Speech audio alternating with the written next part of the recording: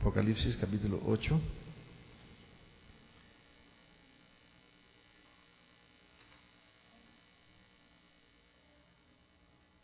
Versículos 10 y 11. Dice: el tercer ángel tocó la trompeta y cayó del cielo una gran estrella ardiendo como una antorcha, y cayó sobre la tercera parte de los ríos y sobre los manantiales de las aguas. Y el nombre de la estrella es Ajenjo, y la tercera parte de las aguas se convirtió en ajenjo, y muchos hombres murieron por causa de las aguas, porque se habían vuelto amargas.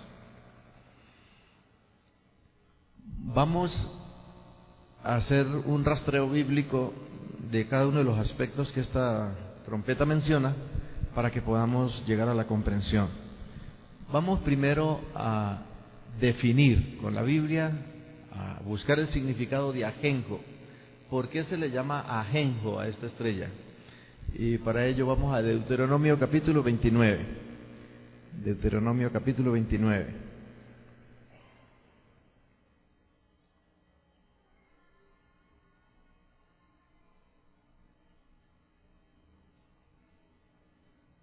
Y Moisés aquí nos dice,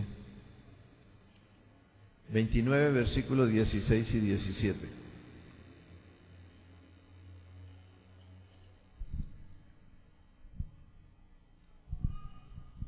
El versículo 17 dice así: además habéis visto sus abominaciones. Yo leo los dos textos claves, pero ustedes pueden leer el capítulo completo. El capítulo 29 se llama el pacto hecho con Moab.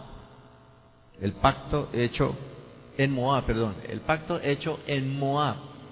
En la tierra de Moab Dios hace un pacto con el pueblo de Israel. Y Él le dice: ustedes han visto que estos pueblos paganos tienen dioses ajenos, son idólatras. Es lo que está diciendo aquí. El versículo 17 dice: además habéis visto sus abominaciones. La palabra abominación en la Biblia significa repugnante.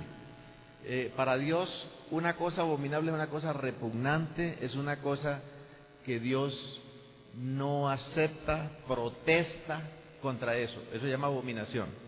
Por lo tanto, además habéis visto sus abominaciones, los ídolos de madera y la piedra de plata y de oro que tenía con ellos. Hablando Dios, esos pueblos paganos son idólatras, en otras palabras. Eso es una abominación para mí, yo protesto. Eso me repugna, dice Dios. El 18 dice: no sea que haya entre vosotros hombre o mujer, familia o tribu, cuyo corazón se aleje hoy del Señor nuestro Dios, para ir y servir a los dioses de aquellas naciones. No sea que haya entre vosotros una raíz que produzca fruto venenoso y ajenjo. Dios le está diciendo a Israel aquí: si ustedes entran en esa apostasía, va a brotar de ustedes una raíz amarga y ajenjo, venenosa. ¿Por qué? Porque el concepto que tenían del ajenjo era que era amargo y venenoso, era el concepto que tenían del ajenjo. ¿Cuántos conocen el ajenjo? Yo tuve matas en el patio de mi casa. Y qué amargo, eso sabe como el quenopodio, ¿cierto? Ese purgante que le aplican a uno cuando es niño. Ahora son más técnicos, más suaves. Pero en ese tiempo le van a uno ese quenopodio crudo. Eso parecía ajenjo.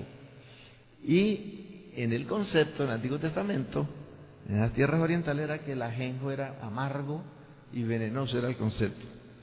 Por lo tanto, para Dios la idolatría, la apostasía, es como raíz amarga de ajenjo. Vamos al libro de Jeremías, el capítulo 9 y el versículo 15. Vamos a ir por varios libros para que miremos esto. Jeremías capítulo 9, versículo 15.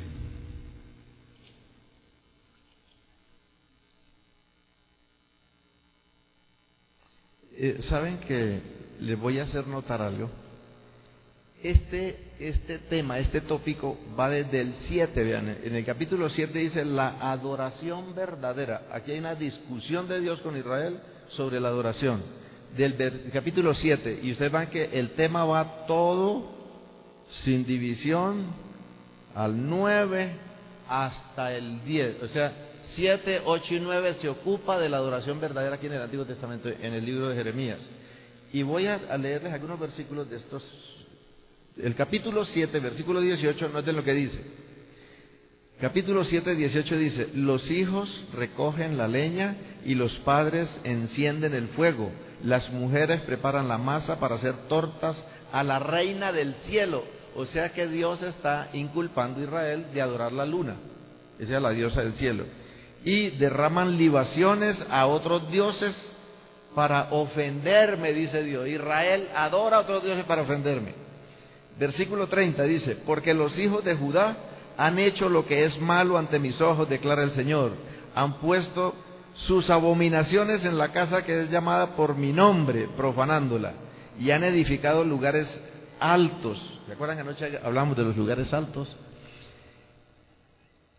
Tofet es un dios, lugares altos donde está Tofet, que está en el valle de Ben-Himón, para quemar a sus hijos. Vean lo que alcanzó a hacer Israel. Dedicaba a sus hijos al Dios del fuego, vean ustedes. Para quemar sus hijos y sus hijas al fuego, lo cual yo no mandé, ni me pasó por la mente, dice Dios. Me gusta esa expresión de Dios, dice: ni por mi mente me pasó que este pueblo llegara a hacer semejante cosa, dedicar los hijos al Dios del fuego. Capítulo 8, versículo 4 dice: y les dirás, está diciendo al profeta, y les dirás, así dice el Señor, los que caen no se levantan, el que se desvía no se arrepiente. ¿Por qué entonces este pueblo, Jerusalén, se ha desviado en continua apostasía? Vean lo que está hablando aquí. En el versículo 10, al final del versículo dice: desde el profeta hasta el sacerdote, todos participan del engaño. Vean. Versículo 11: y curan a la ligera el quebranto de la hija de mi pueblo, diciendo: paz, paz, pero no hay paz. El 12: ¿se han avergonzado de la abominación que han cometido? Ciertamente no se han avergonzado, tampoco han sabido ruborizarse. No se le pone la cara colorada, no lo he dicho. Tremendo. Ahora sí entramos al 9, para que vean toda esta apostasía, cómo la llama Dios. Vean.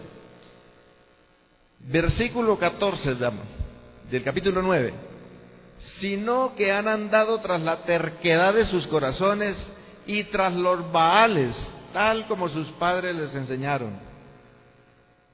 Versículo 15: por tanto, así dice el Señor de los ejércitos, el Dios de Israel: he aquí, yo daré de comer ajenjo a este pueblo y le daré a beber agua envenenada.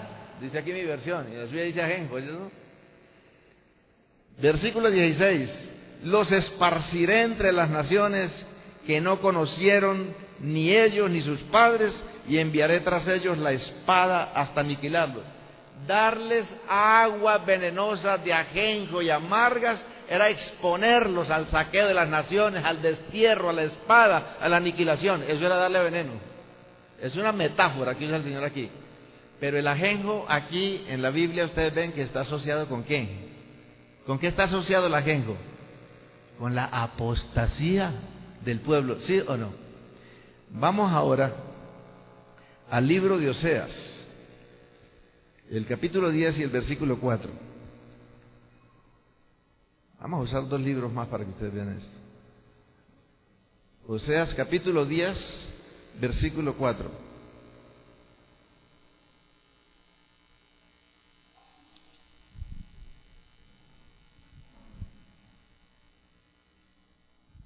Si ustedes leen el versículo 1 se dan cuenta, para que miremos el contexto del versículo 4, es lo que dice el versículo 1 del capítulo 10 de Oseas. Israel es un viñedo, dando fruto para sí mismo. Esta palabra es un pueblo egoísta, según la abundancia de su fruto. Así multiplicaba los altares cuando más rica era su tierra. Entre más próspero, más idólatra se volvía, dice Dios. Israel.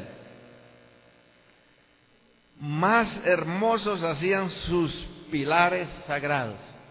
Y el versículo 4 dice así: hablan meras palabras, hacen pactos con juramentos vanos, y el juicio brotará como hierbas venenosas en los surcos del campo. Y la palabra venenosa ahí es ajenjo.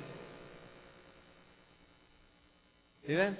Todo eso que es Israel brotaba como hierba venenosa en los surcos de su vida.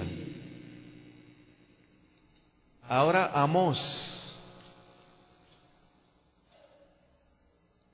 capítulo 5, versículos 6 y 7. El libro de Amós es un libro que es llamado por los estudiosos el libro de la injusticia social. Amós es el profeta de la justicia social y él ataca la injusticia social de Israel, porque eran unos terribles. Vendían los pobres por un par de zapatos viejos, esclavizaban a la gente, eran injustos. Y miren lo que dice aquí, versículo 6: buscad al Señor y viviréis, no sea que Él prorrumpa como fuego, oh casa de José, y consuma a Betel sin que haya quien lo apague. Consuma a los que se convierten en juicio, los que convierten el juicio en ajenjo. Y echa por tierra la justicia. Lo que está diciendo aquí que Amós, los juicios que hacía le causaba era amargura a quienes hacían el juicio por la injusticia que vivía Israel. Dicho de otra manera, la estrella que cae se llama ajenjo. Quiere decir que esa estrella tiene que ver con la apostasía, ¿o no? Según esto. Esta es la primera parte que interpretamos de esto. O sea que el ajenjo es una metáfora, que es un símbolo de la apostasía, de la abominación, de la terquedad del corazón, de la rebeldía contra Dios. Ahora vamos a mirar esa estrella. Ahora sí, se llama ajenjo. Entonces esta estrella causa una apostasía, se llama ajenjo. Contamina las aguas, las hace venenosas, amargas. Entonces ahora vayamos a mirar la estrella en sí. ¿Qué es la estrella en sí? Voy a mencionar los textos aquí porque nosotros leímos anoche. Ustedes se dan cuenta que en el capítulo 14 de Isaías, el versículo 12, Dios le llama a Lucifer lucero de la mañana, ¿cierto? Estrella. Y en Números 14 habla de la estrella que saldría de Jacob, que es Jesús. Ustedes noten que hay dos estrellas aquí, Jesús, y recuerden que Pedro le llama a Jesús el lucero de la mañana, ¿cierto? Y permanezquemos hasta que el lucero de la mañana alumbre nuestros corazones. O sea que hay dos luceros, Cristo y Satanás, dos estrellas, Cristo y Satanás. Pero esta estrella de aquí es otra estrella, no es ni Cristo ni es Satanás. Vean qué interesante. Vamos a mirar quién es esta estrella. Yo he traído dos diapositivas que quiero ilustrarles lo que vamos a decir ahora. La iglesia y el liderazgo. Notemos lo siguiente.